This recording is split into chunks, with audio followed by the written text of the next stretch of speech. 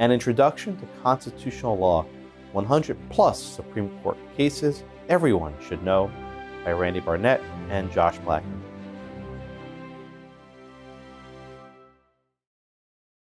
The Equal Protection Clause of the 14th Amendment. Yick Wo v. Hopkins, 1886, and Plessy v. Ferguson, 1896. Under the so-called police power, states can enact laws that regulate the health, safety, welfare, and public morals. Though broad, the police power is limited by the enforcement of the 14th Amendment. The Slaughterhouse cases rejected a challenge to Louisiana's police power. The court held that the Privileges or Immunities Clause of the 14th Amendment did not prevent the state from establishing a monopoly slaughterhouse in New Orleans.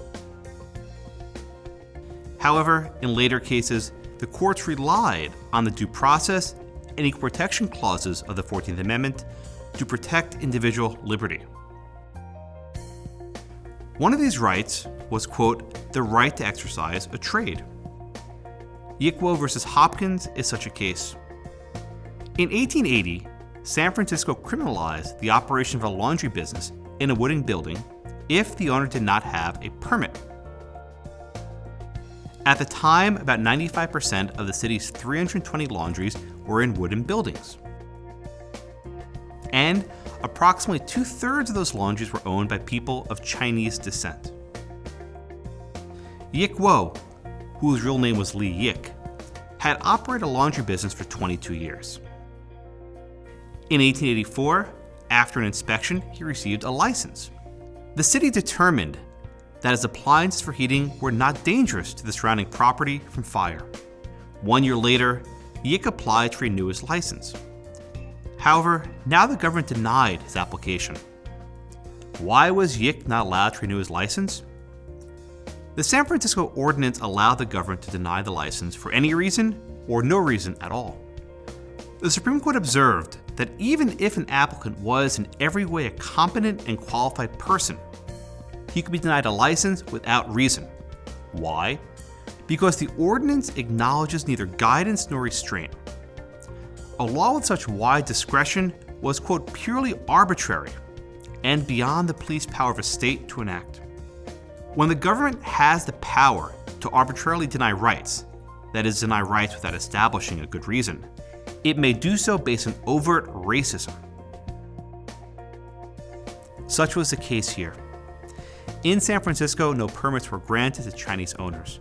Only one non-Chinese owner was denied a permit.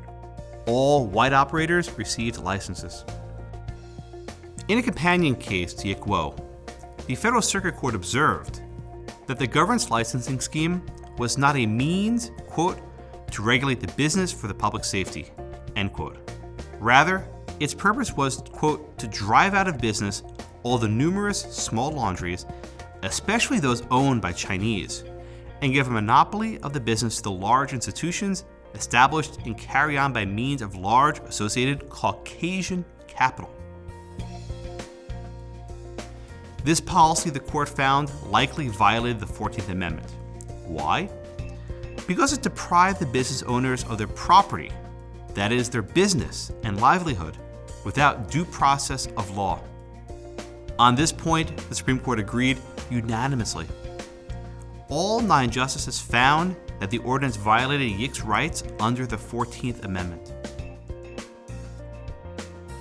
Study guide.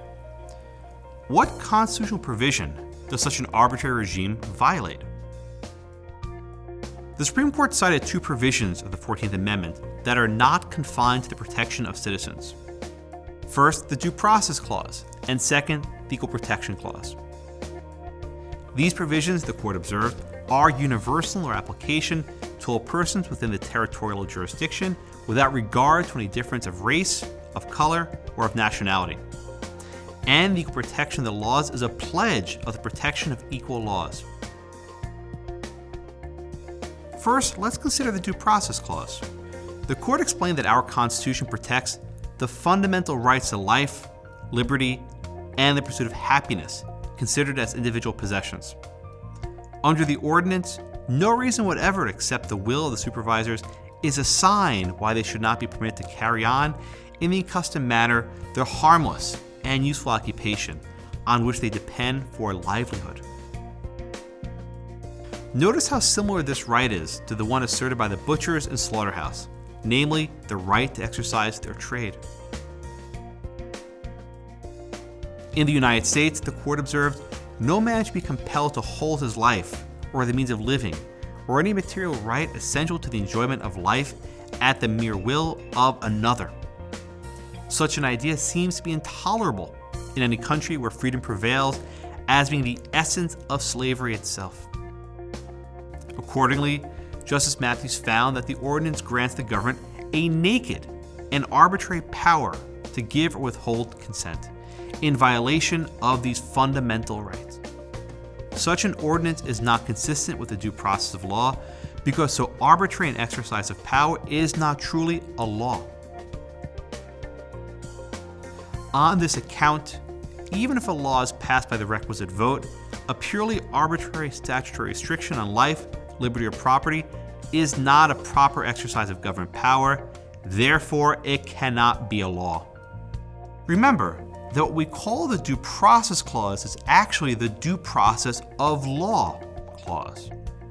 This provision requires that the government give the people not only the process that is due, but the process that is due according to a valid law. Study guide. Does the due process of law analysis turn in the race of the business owners? If the government granted licenses to large laundries, but not laundries owned by a single person, would that also deny the due process of law? Second, the court provided this now famous test to determine whether the Equal Protection Clause has been violated. Quote, though the law itself be fair in its face and impartial in appearance, yet, if it is applied and administered by public authority with an evil eye and an unequal hand, so as practically to make unjust and illegal discriminations between persons in similar circumstances, material to their rights, the denial of equal justice is still within the prohibition of the Constitution. Here, the court is operating within the conception of the Equal Protection Clause that applies to the protection of the laws. In San Francisco, the laws were not being enforced equally. Study guide. How are courts to determine when a law is motivated by an evil eye and an unequal hand? In Yick Wo, the test was satisfied because the facts shown established an administration directed so exclusively against a particular class of persons as to warrant and require the conclusion that the government's mind was so unequal and oppressive as to amount to a practical denial by the state of that equal protection of the laws.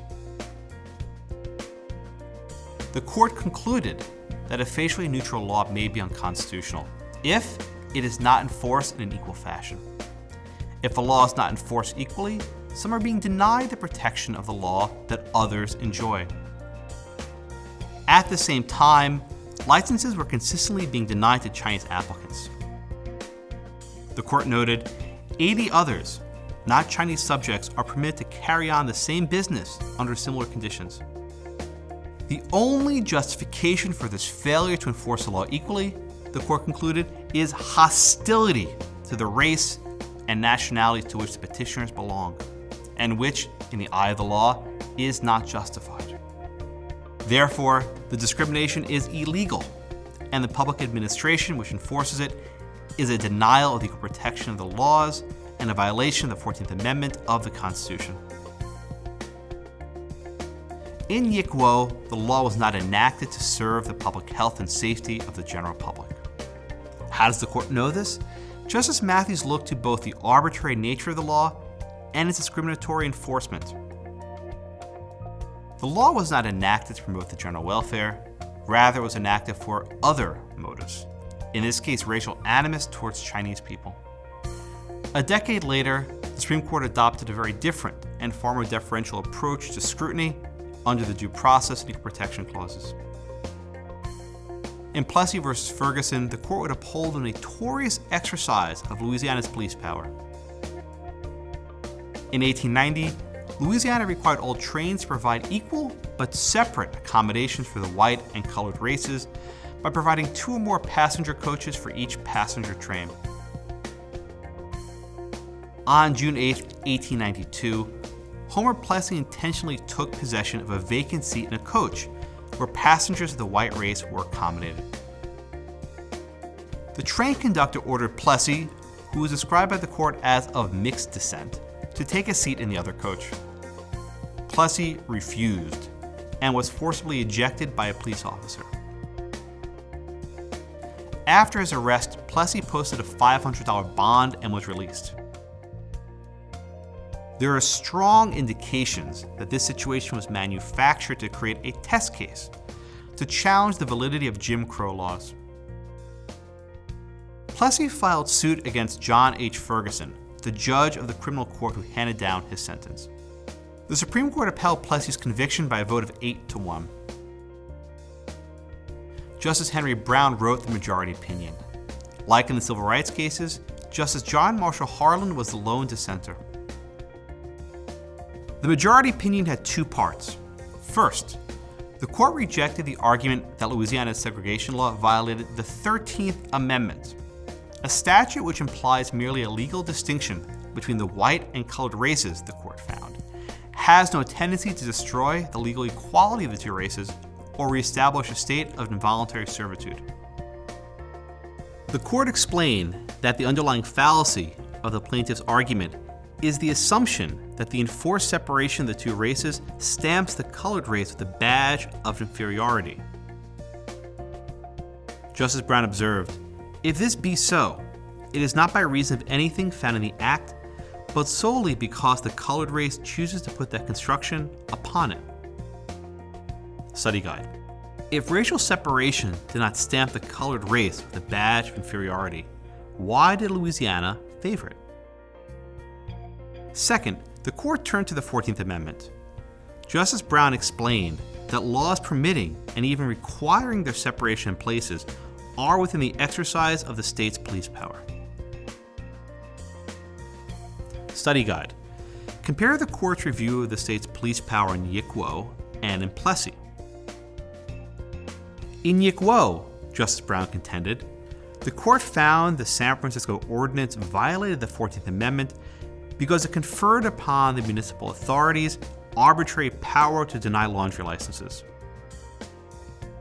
This ordinance was a covert attempt to make an arbitrary and unjust discrimination against the Chinese race. In Plessy, however, the court found that the case reduced itself to the question whether the statute of Louisiana is a reasonable regulation, and with respect to this, there must necessarily be a large discretion on the part of the legislature. Louisiana's segregation law was a reasonable exercise of the state's police power, in light of the established usages, customs, and traditions of the people, and with a view to the promotion of their comfort and the preservation of the public peace and good order. The Plessy court did not cite any evidence that would justify this exercise of the police power.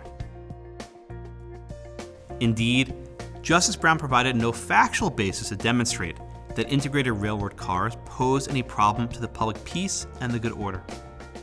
Justice Brown added that the 14th Amendment was never intended to abolish distinctions based upon color or to enforce a commingling of the 2 races upon terms unsatisfactory to either.